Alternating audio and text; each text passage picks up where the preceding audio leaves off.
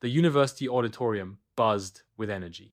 Students leaned forward in their seats, notebooks open, some even live streaming on their phones. The reason? Professor Colin Drew, an atheist and a renowned philosopher, had announced an open challenge. Anyone could ask him anything about religion, but he reserved the right to expose the holes in any faith. Most students expected a spectacle, maybe some light entertainment, but none anticipated what would happen next. Sitting quietly in the second row was Aaliyah Naveed, a senior student majoring in biology.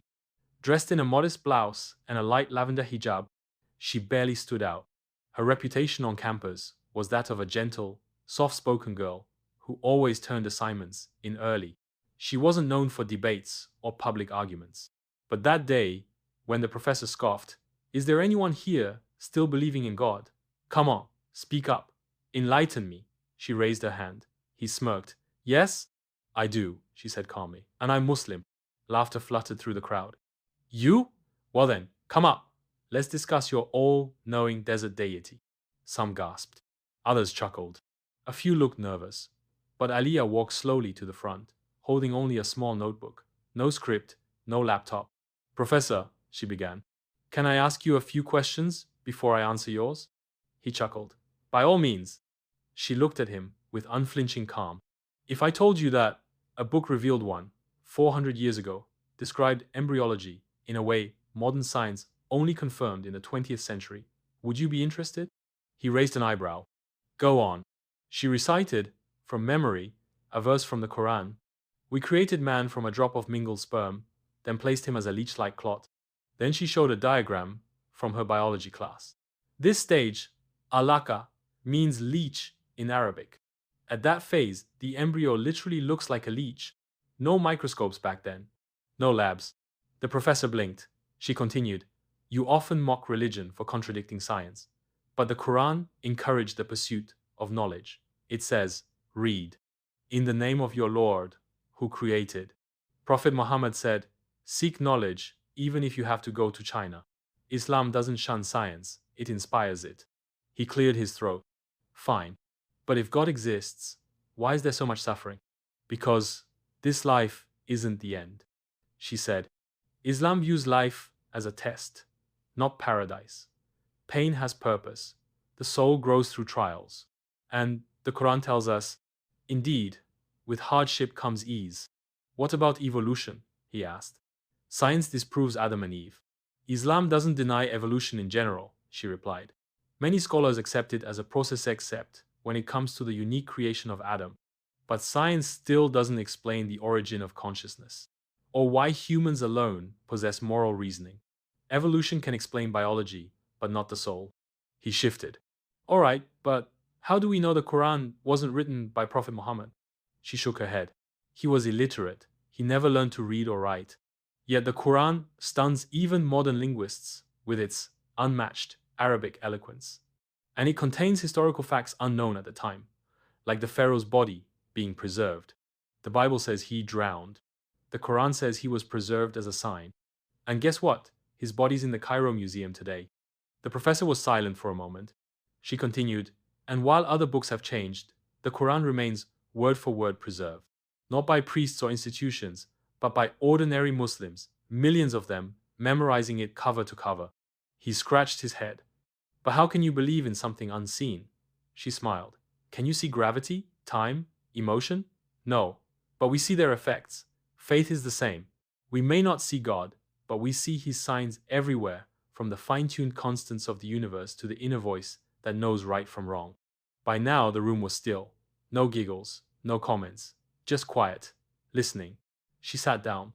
And for the first time, Professor Drew didn't reply with sarcasm. He simply said, "We'll continue this discussion next class." But even then, everyone knew something had changed. The next lecture day arrived with electric anticipation. Word of the hijabi girl who shook Professor Drew had spread like wildfire across campus forums and social media. Philosophy majors, engineering students, even athletes who'd never stepped into a humanities class found themselves crammed into the auditorium. Professor Drew entered with an unusually quiet demeanor. He adjusted his blazer, eyes scanning the hall until they landed on Aliyah. She was in the same spot as before, serene, her hands folded on her notebook. He cleared his throat. Last class ended. Unexpectedly, he said. I've spent the past 2 nights reading, thinking, and I must admit, Miss Naveed raised valid points. Murmurs rippled through the room. He turned toward her. But I still have questions. Complex ones. I hope you're ready. She nodded, standing without hesitation. Let's continue, she said simply. He leaned on the podium. If God is all-powerful and all good, why is there so much evil in the world? Aaliyah stepped forward. That's one of the most asked questions in philosophy. But it begins with a misunderstanding. First, God gave human beings free will, the ability to choose good or evil. Without choice, morality is meaningless. True love, courage, sacrifice, none of these can exist without the possibility of doing wrong. Second, not all suffering is evil. Trials can bring out patience, resilience, empathy. The same way stress strengthens the body, tests strengthen the soul. Professor Drew frowned. But what about children dying? Innocent people suffering in war zones? Tragic, yes, she said. But our limited human vision doesn't mean there is no wisdom. In Islam, children who die young are not punished. They are honored. As for those who suffer innocently, they are promised immense reward. A single moment of paradise will erase a lifetime of pain. That's the difference between Islamic theology and atheism. Islam gives pain purpose. Atheism simply says, tough luck. Drew leaned closer. All right, but if God already knows the future, how do we have free will? Isn't everything already written? Knowledge doesn't equal causation, Aaliyah replied. If I know the sun will rise tomorrow, I'm not the one making it rise. God exists beyond time. He sees past, present, and future in one moment. He knows your choices not because he forces them, but because he's not limited by time like we are. He paced slightly. Let's talk about the Quran. It has verses about war and violence. That doesn't sound very peaceful to me. You're looking at verses without context, she said gently. The Quran was revealed during real battles, oppression, and forced migration. Defensive warfare was permitted, never aggression. And even in war, Islam commands ethics. Don't harm civilians, don't destroy nature, don't transgress limits. The Quran also says, if they incline toward peace, you must also incline toward it. These are not calls for violence, they're restrictions on it. A student from the back shouted, but why does God care what we wear or who we sleep with? A few laughed nervously, but Aaliyah remained unshaken. Because God cares about the dignity of the human soul, she said. Islam doesn't view people as animals driven purely by impulse. Modesty isn't about shame, it's about intention, privacy, and dignity. As for sexual ethics, they aren't about repression, they're about accountability.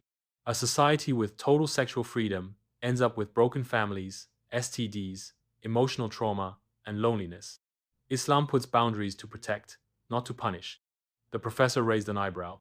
Let's get into gender then. Why does Islam let men inherit more than women? Aaliyah answered calmly. It's because men are financially obligated to provide for their wives, children, and even parents. Women, in most cases, aren't obligated to spend a single dollar, even if they're wealthy. So it's not inequality, it's balance, distribution of responsibility, not discrimination. He crossed his arms. You're saying Islam is peaceful, but there are extremists committing acts of terror in its name. Isn't that a contradiction? She nodded. Evil people have always misused religion. That's not unique to Islam. Christianity had the Crusades. Hindu mobs are burning minorities in India. Buddhist nationalists have massacred Rohingya Muslims. The Quran clearly says, whoever kills a soul, it is as if he has killed all of mankind. One verse, no footnotes, no excuses. All right, one more, he said. Christianity teaches that God became man out of love. Why does Islam reject that? Aliyah's voice softened. Because it compromises God's perfection. If God becomes a man, he becomes limited. He eats, sleeps, suffers, dies. Islam teaches that God is beyond all weakness, beyond time, beyond death. The Quran says, there is nothing like unto him. He doesn't need to become human to understand us. He already knows us better than we know ourselves. Professor Drew stepped back. The room was completely silent. I've debated dozens of people, priests, rabbis, scientists. No one's ever answered like this, he said. I spent years thinking religion was weakness. But maybe I was wrong. He looked across the hall, then returned his gaze to Aliyah. You said Islam gives pain purpose. I've buried my wife, my mother, and I told myself, we're just dust. But your words, they feel like light after a long night. The students were holding their breath. He hesitated. Can we talk after class? She nodded. A week later, in a small side room of the university mosque, Professor Colin Drew sat with Aliyah and a few Muslim students. With a trembling voice and wet eyes, he uttered the Shahada. Others in the audience didn't revert that day, but something shifted. A philosophy major joined the Muslim Student Association just to learn more. A girl from the back row asked for a Quran. A quiet, tattooed boy came up after and whispered. Everything she said made sense. The lecture hall, that once echoed with mockery, now echoed with reverence.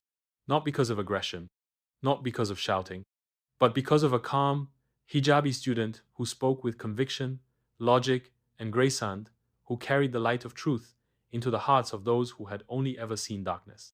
And in that, she triumphed.